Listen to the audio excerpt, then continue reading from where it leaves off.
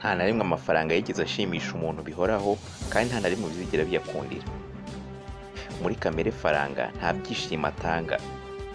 Uko umuntu ayagwiza ni nako arushaho kuyashaka no kuyararikira. Benjamin Franklin, umuyobozi wigeze kuyobora Leta Zunze Ubumwe za Amerika, niwe wavuze aya magambo. Iyo umuntu ageze ku kigero cy'imyaka runaka atangira kubona akamaro k'amafaranga, kandi ibi ngibi mvuga ni ukuri kudashidikanywaho.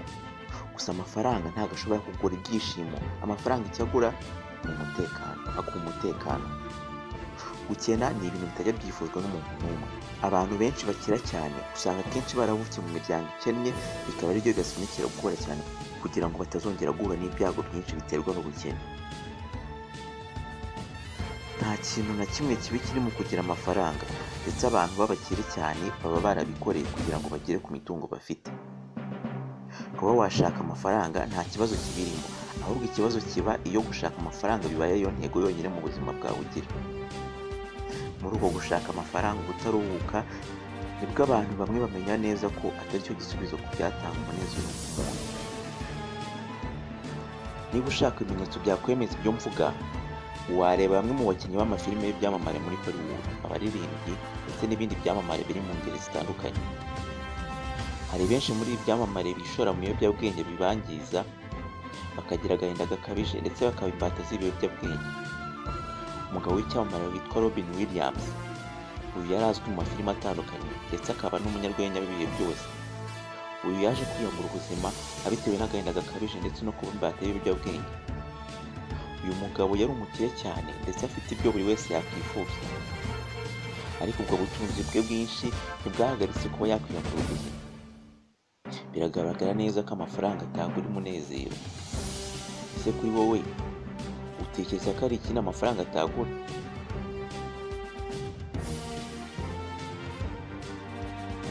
Uko umuntu akura hari ikigero ageramo agatangira kumva agaciro k'ifaranga. Ku bana b'imyaka yo hasi bigishwa ko ushobora gutanga igiceri ugahabwa inyishyu ya bombo cyangwa se umugati.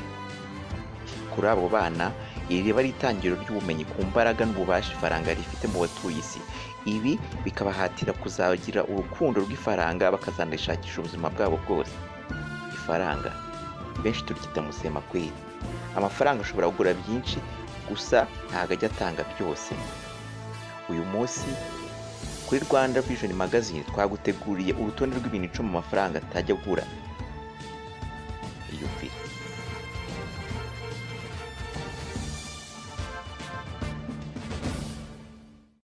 Ku mwanya wa mbere w'ibintu amafaranga atagura turasanga urukundo. Urukundo, amour, love. Amafaranga yagura irari, kugaragara neza ndetse n'icyubahiro, ariko ntabwo ashobora kugura urukundo. Ibi ni ukubera ko urukundo ari ikintu kiba kiri mu mutima wa muntu ndetse kitagendera ku bintu runaka, ndetse rukaba rumeze nk'igitangaza. Amafaranga nta bushobozi afite bwo kugura urukundo, ahubwo amafaranga ni uburyo bufasha abantu guhererekanya ibintu. Nta kindi ashobora gukora uretse icyo. Amafaranga afasha abantu kwishyura ibicuruzwa, serivisi, ndetse amafaranga atanga umutuzo. Hari n'igihe agufasha kugira ibintu bihenze. Mu by'amafaranga atanga nta na kimwe gikenewe na muntu bya nyabyo. Abantu benshi babimenya bibagoye, ndetse bakaba biterwa na sosiyete bagiye bakuriramo. Sosiyete ziba zumva ko amafaranga ari byose, bigatuma abantu batamenya iby'ingenzi kuruta ibindi. Ikintu cya kabiri amafaranga atagura ni ukuri. Amafaranga ashobora kugufasha kugira ububasha ku bantu yarusha, ariko ukuri nibwo bubasha buruta ubundi. Akenshi amafaranga ashobora kuba yakoreshwa mu gukwirakwiza amakuru atari yo, ndetse akaba yakoreshwa hakorwa ubushakashatsi budatanga amakuru yizewe bitewe n'inyungu ba nyiri amafaranga bagamije. Akenshi iyo bikozwe gutya amafaranga birangira atsinze. Gusa intsinzi yayo ntabwo aba ari igihe kirekire, aba ari igihe gito, kuko n'ubundi nyuma na nyuma birangira ukuri gutsinda hatitawe ku ngano y'amafaranga yatanzwe ngo ukuri gupfukirane. Ikintu cya gatatu amafaranga atagura ni igihe. Uko buri muntu ugenda utambuka niko uba ugenda utakaza igihe wari kuzabaho ku isi. Ibi si ibintu bigamije kugutera ubwoba, ahubwo ni ukuri k'ubuzima. Ubuzima bwacu butangira kugenda butakara kuva ku munota tuvukiraho. Ibi ntabwo byita ku iterambere rigenda rigerwaho muri siyansi ndetse no mu buvumbuzi. nta buryo na bumwe bwigeze buvumburwa byibuze bwafasha abantu kugenda bongera igihe bazabaho ku isi. Ntabwo ushobora kuzarinda isegonda na rimwe ku buzima ugomba kuzabaho niyo waba utunze bya mirenge. Ibi byose birangira dupfuye. Abantu bapfira ku myaka ingana hatitawe ku butunzi bafite. Nta ngano y'amafaranga n'imwe izigera ibaho yabasha guhindura urugendo rw'ubuzima bw'abantu. Ab'iki gihe bo baravuga bati nta n'imyaka 100.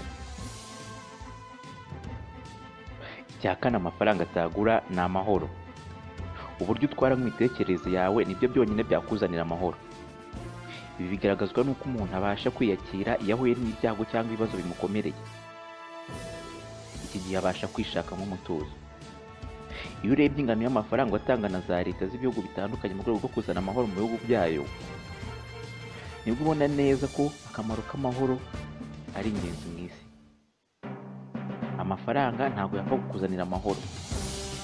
Ikintu cy'ingenzi ni uko amahoro aba mu muntu ntahahurira n'umubare w'inoti yibitseho muri za banki. Umuntu wenyine niwe witoza kwishakamo amahoro. Ibi ngibi bimenyereza ubwonko bwe akajya yakira ibibi byose bimubaho.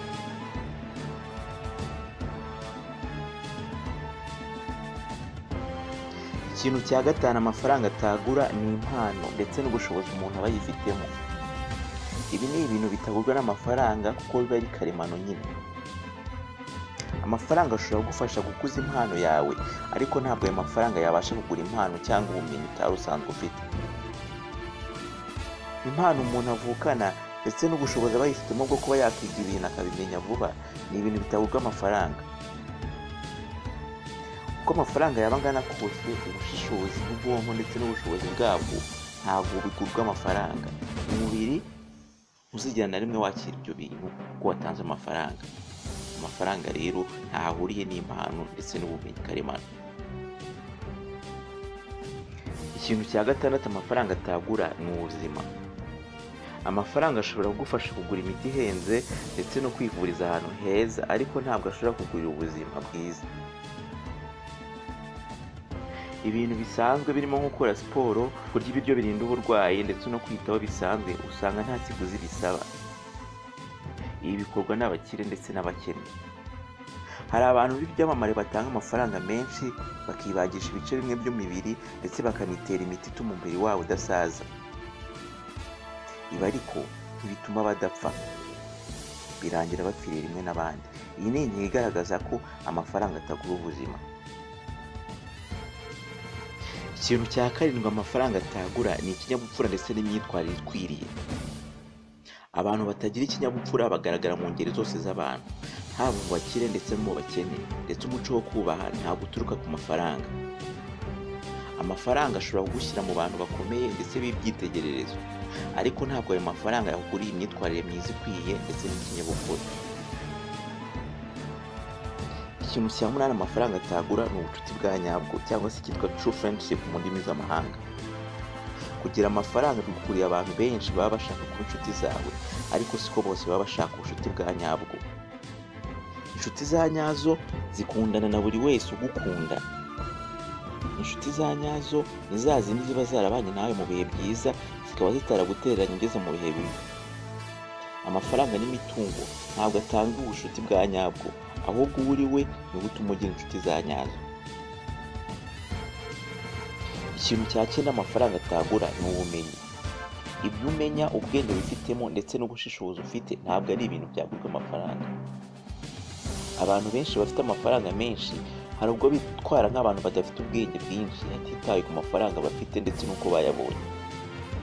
Abakire benshi baba bumva ko amafaranga yabo ariyo atuma biyumva ko bakora ikintu cyose bashatse ntawe bavuze nabi, ndetse akenshi ibi hari ubwo bituma bafata imyanzuro mibi igayitse. Ikintu cya cumi amafaranga atagura ni ukwishimirwa ndetse no kwakirwa n'abantu ku meza. Biragoye ko abantu bose bakwishimira uko waba witwara kose, ndetse hari n'abakwereka ko bakwishimiye kuko bafite icyo bagukeneyeho. Gusa iyo udahari usanga batangira kuvuga ndetse ugasanga ibyinshi bakuvugaho atari ibintu byiza. Kuba umuntu yakemerwa ndetse akishimirwa na bose ni impano ikomeye idashobora kugurwa amafaranga. Umuntu abaye afite iyo mpano yo kwishimirwa na bose, nta mpamvu yo kurwanira kugira amafaranga menshi yaba afite.